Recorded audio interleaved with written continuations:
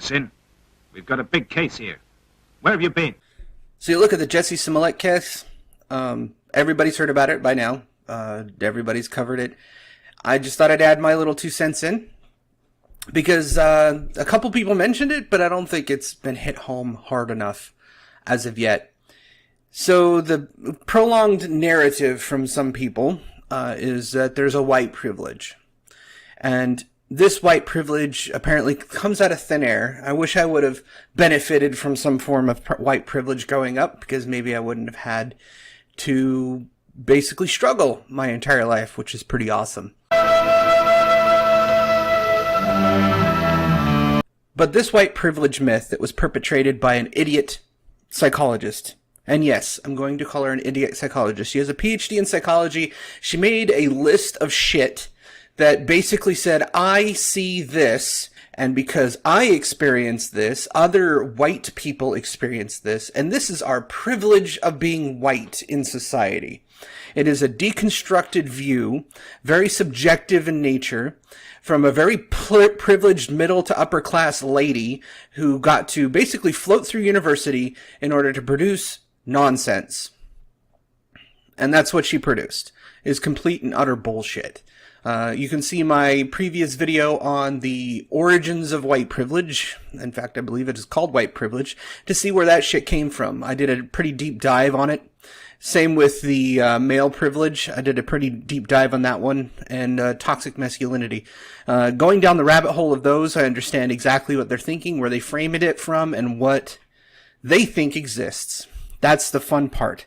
They think it exists, and by they, I mean anyone that believes or lives in a world where a collective society overrides the individual. Logic clearly dictates that the needs of the many outweigh the needs of the few.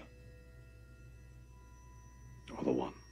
Yes, that Star Trek reference came to mind. I hope you enjoyed that Star Trek reference, because it's pretty much their collectivist thinking. And I'm glad it was illustrated in that episode, in that movie in particular, to demonstrate that sometimes it goes both ways. It all depends on the situation. In the case of Jussie Smollett, there's plenty of speculation of what's going on, how this came to be, all that fun stuff. I particularly don't care about that, and nor am I surprised that he walked scot-free, to be honest. But I don't want to hear it again that if it were a black man that was charged with this shit, he obviously is going to jail, because obviously the fucking justice system is systemically racist.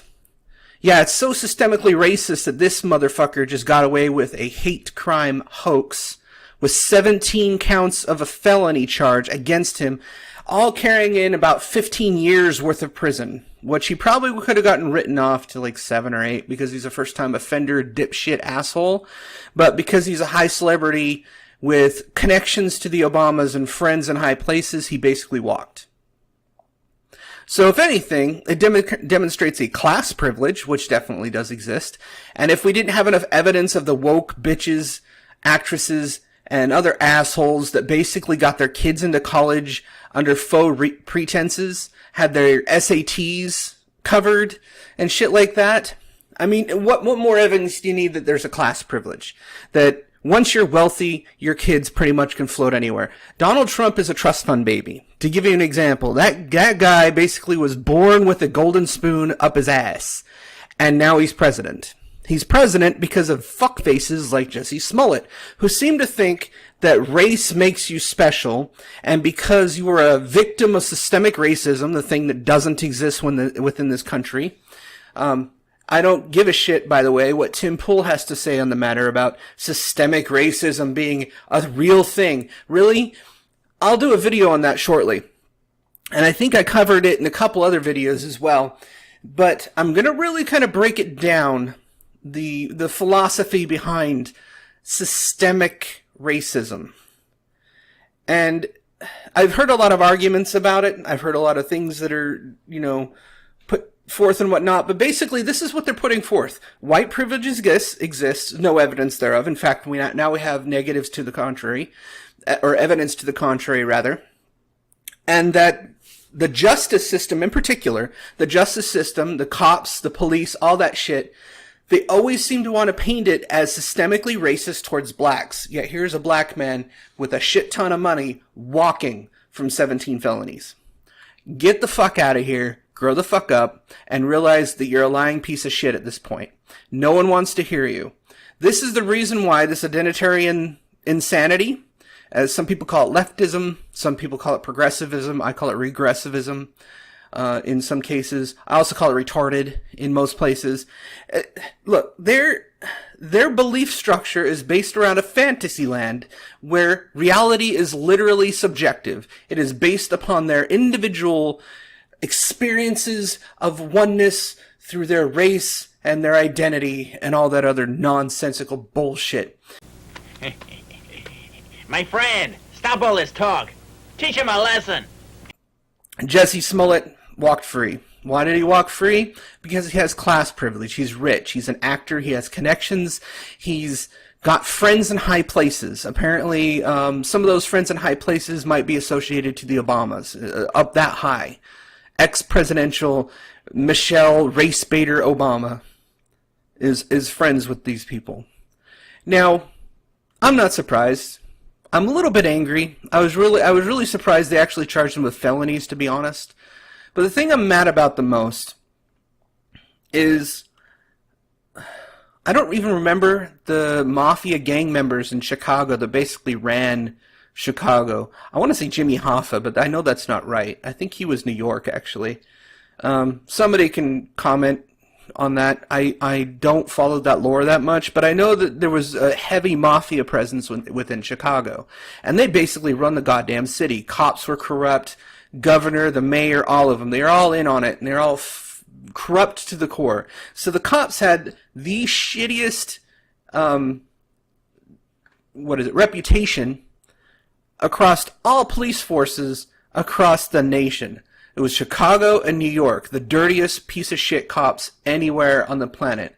Now, they've been working awfully hard to improve relations between the cops and the citizenry within Chicago and outlying areas. Extremely hard working to try and fix their image because they've been known as corrupt pieces of shit in that state of Illinois for a long ass time. And then what happens? The district attorney for that state basically took a steaming pile of shit on their reputation and destroyed any credibility that they've been working on.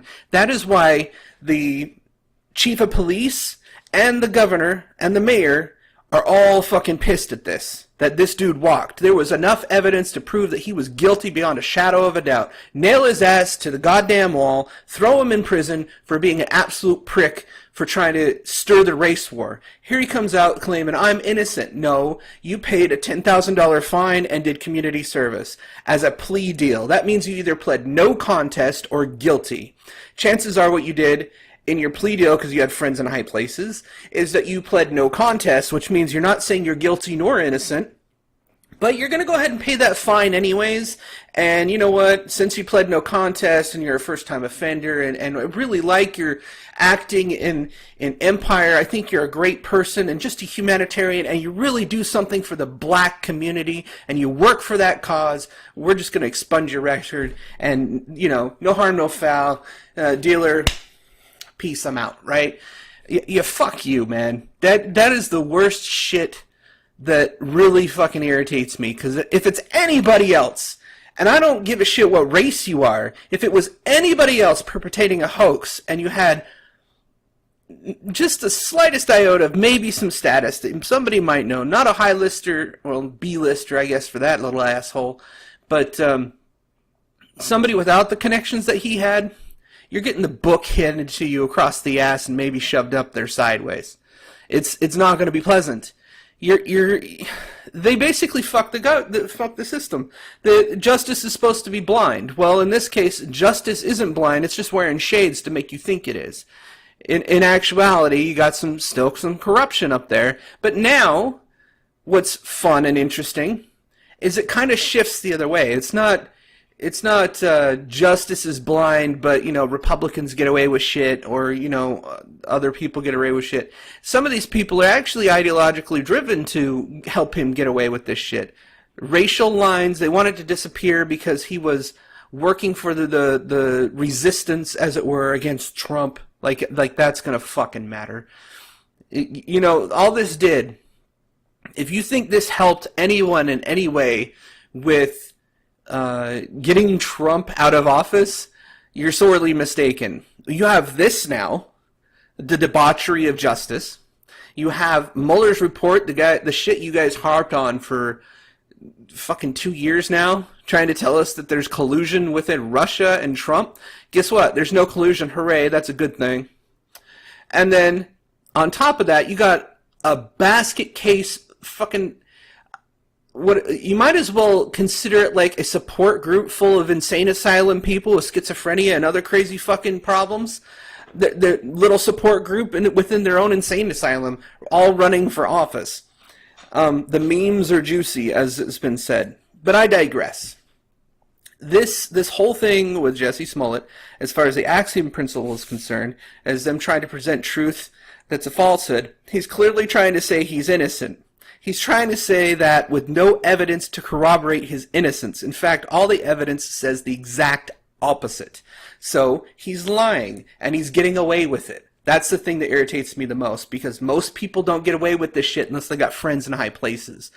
But his white privilege must be pretty strong, if that's the case. He can't be black at that point. He's walking away from the justice system, which is systemically racist toward blacks, which means he should be in jail regardless if he was innocent or not. Clearly that's not going to happen, which they had to make a stand. They had to make a judgment call.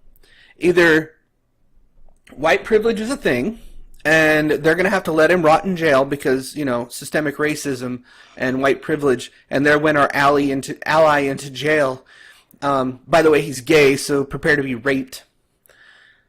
Or you have to now reject white privilege, let him out, and he walks free and can claim he's innocent, and he's still a poor victim of a hate crime from his friends, of all things. Like, he didn't get his friends to rough him up a little bit so he could claim a little hate crime and make a little bit more money. Please. Such bullshit. Alright, well, thank you for watching. I hope you enjoyed this one. I'm going to try and make a daily progress, because, you know, the algorithm likes daily videos. I'm going to change up the format a little bit too. I got some new toys I'm going to try out. It's just voice recording, for example. I'm not too good at editing, but we'll see. A few of the ones that I've done that are meme related, I thought they were funny as hell. They didn't do too well though. Maybe it's just because I'm a small channel. We'll see. Thanks for watching. My boy, have a good smell.